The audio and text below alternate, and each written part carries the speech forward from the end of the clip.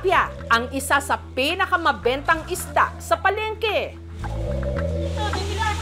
Kahit pa sa mga naglalako ng isda sa kalsada. May patingin nga ako. Wow! Ang tiga-Aliaga sa Nueva Ecija na si Lucena, paborito ang tilapia.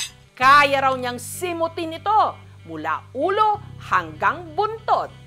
Ipapangat po sa kamatis, yun po, paborito ko talaga. Ayan, sige, sige. Pero ang hindi lubos akalain ni Lucena, nang dahil sa tilapia, siya'y madidisgrasya. Hindi siya nabulunan o natinik. Pero dahil sa isdang ito, siya'y nag-agaw buhay. Kinabahan na kami. Sabi ng doktor, paakit na ng paakit yung infection niya. Anyari?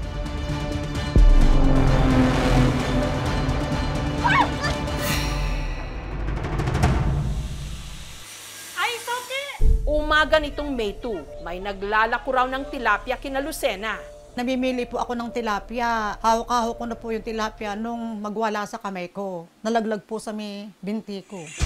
Hanggang ang matulis na palikpik ng tilapia, tumama. At nagkasugat daw ang kanyang kaliwang binti. Parang kagat lang ng ano, hindi ko po pinansin yun. Pinadugo ko ng konti. Ang nabiling tilapia, inulam nilang pamilya. Hanggang ang tinamo naman na sugat ni Lucena, hindi niya ininda. Wala po akong naramdaman nung time na yun.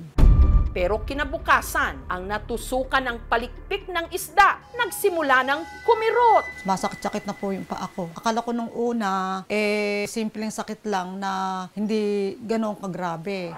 Pagsapit ng tanghali, ang binti ni Lucena, namaga. Lumobo nga po kapaakat sa may binti. Hindi na siya nakakatayo, hindi na siya nakakakain.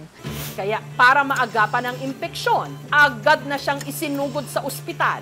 Nung pong dumating ako sa ospital, nakalobo na po yung paa ko. Nung mga oras na yon, si Lucena nagdedeliryo na. Hindi po normal yung sagot ko, paiba-iba daw po. Isinailalim siya sa ilang tests, pero hindi pa rin matukoy kung anong dumali sa kanyang binti. Dahil wala sa tamang wisyo, hindi agad na ikwento ni Lucena ang nangyari sa kanya. Hanggang kinabukasan, naalala ni Lucena na natusok nga pala siya ng palikpik ng tilapia sa kanyang binti.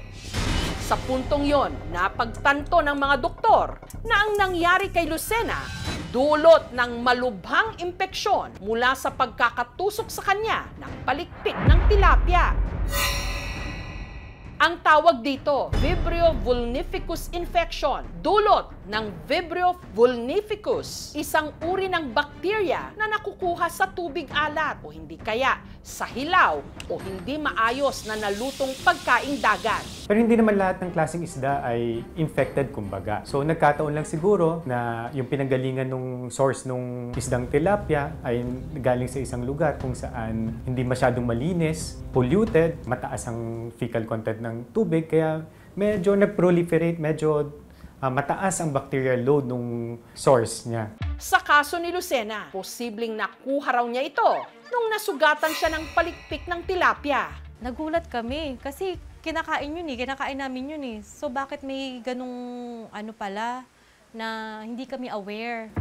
Ang ikinabahala ng mga doktor, mabilis na kumalat ang impeksyon sa kanyang dugo. Ang kanyang blood pressure agad bumagsak. Dahilan para si Lucena nagka-mild heart attack. Given kasi na inatake siya sa puso, plus meron pa tayong source of infection dun sa kanyang bitde, pwede siyang mamatay. Not only because of the infection, pero yung additional stress ng surgery. Kinabahan na ako.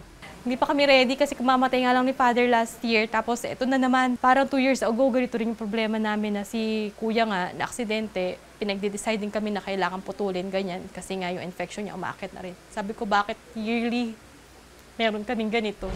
Para maagapan ang pagkalat ng impeksyon, ang mga doktor na sumuri kay Lucena humantong sa isang mabigat na desisyon. Sa lalong madaling panahon, kinailangang i-amputate o putulin ang kanyang binti. So kami nabigla. Sabi ko, bakit puputulin? Eh, sugat lang yun na. ang abiso ng doktor, dahan-dahan daw nilang ipinaalam kay Lucena. Nanay, Eka, may sasabihin ako sa iyo, huwag kang mabibigla. Sabi po ng isang anak ko, puputulin yung paa niyo. Na ay, wag naman. Di ala nakako kong panlakad, paano pa ako makapaghahanap buhay? Kako, puputulin na pala yung paa ko. Hindi ko nga po expected na magkakaganon. Na doon nahantong.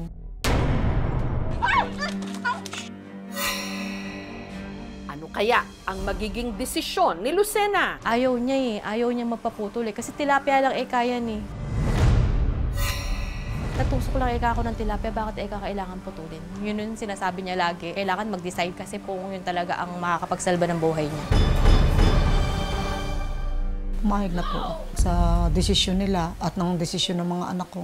Gabi nitong May 4, siya'y inoperahan. Yung operation namin sa kanya ay umabot ng mahigit 1 oras. Pero dahil hindi raw normal ang blood pressure ng pasyente, pagkatapos ng operasyon, kinailangan pa siyang ipasok sa ICU o Intensive Care Unit. Matindi na yung infection niya sa katawan, plus inatake na rin siya sa puso. Awa ng Diyos, naging stable din kalaunan ang kanyang lagay. Para kaming nabunutan ng tinik dahil hindi namin akalain na mangyayari ko sa nanay namin.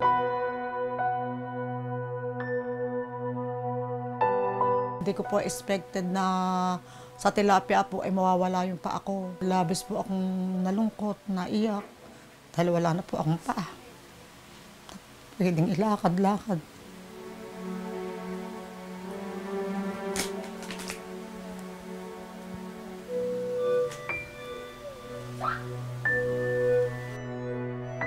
Dahil sa kanyang kondisyon, pirmi na lang siyang nakahiga. Hirap ding kumilos. Hindi na po kumikirot, dahan-dahan lang po. Mostly yung pagkilos yung gawa kong pagdanta ako. At ang nagsisilbi niya ngayong mga paa, ang kanyang mga anak. Siya na lang yung nag-iisang magulang namin, tapos nangyari pa sa kanya to. Siyempre, masakit para sa aming mga anak na nakikita namin mother namin na ganyan, na nahihirapan. Kinakaya naman namin, hindi niya alam na umiiyak kami pag nakatalikod na kami sa kanya. Kasi nga ayaw na yung maramdaman na burden siya. Ayaw na yung maramdaman niya na eto na lang yung buhay niya, dito na lang. Lagi namin sinasabi na kaya ng kuya namin, kaya ng anak mo yan. Ikaw ba baka ako na wala ka naman ng masyadong iniintindi. Sarili mo na lang iintindihin mo ngayon. Kaya sabi namin, kakayanan natin yan. Sabi ko, paalang mawawala sa'yo. At least kakabuhay ka.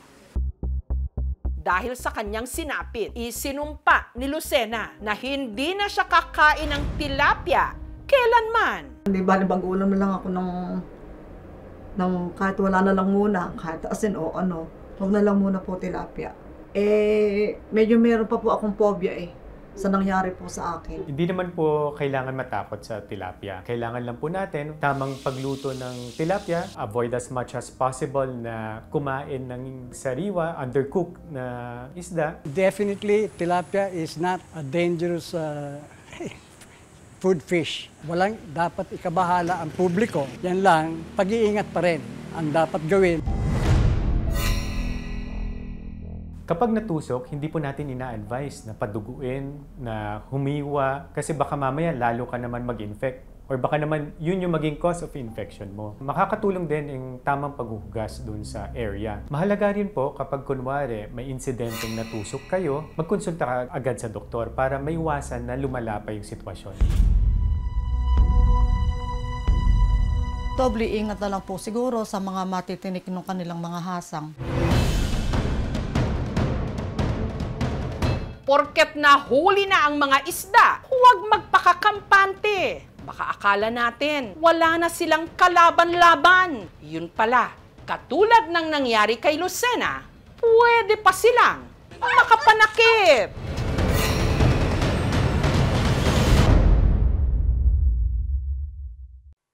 Thank you for watching, mga kapuso. Kung nagustuhan niyo po ang videong ito, subscribe na sa GMA Public Affairs YouTube channel. And don't forget to hit the bell button for our latest updates.